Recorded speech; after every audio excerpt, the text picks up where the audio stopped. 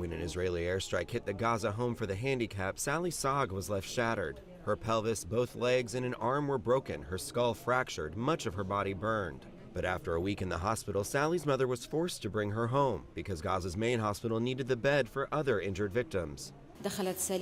She is still in treatment and needs more treatment, in addition to surgeries for her bones and burns. Much of the world's attention has been on the Palestinian death toll in the Gaza War, now more than 1,900 killed. The dead have been quickly and unceremoniously buried, but the wounded are a living reminder of the ravages of war. They've overwhelmed Gaza's medical system, and thousands prematurely discharged like Sally are left to the care of devastated families.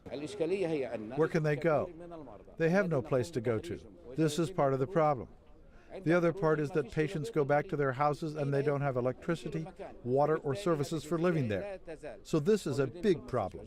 The number of wounded speaks to the ferocity of Israeli shelling, nearly 5,000 strikes since the war began on July 8th, according to the Israeli military. Israel says it does its utmost to avoid hitting civilians, but entire families have been devastated by strikes. 10-year-old Abdul Qadir Sawil was sleeping with his family in a UN school classroom when 3 Israeli shells hit the building. One brother died, another is in a coma. Abdul was sprayed by shrapnel and has to be brought back and forth to the hospital. Every day, because his injuries are very deep in the flesh. You can see the bones. We were afraid for his lungs. The UN says Gaza's 25 hospitals have 1.3 beds per 1,000 people, among the lowest ratio in the world. And with many hospitals damaged in the fighting, the wounded have even fewer places to go. Matthew Burgoyne, Associated Press.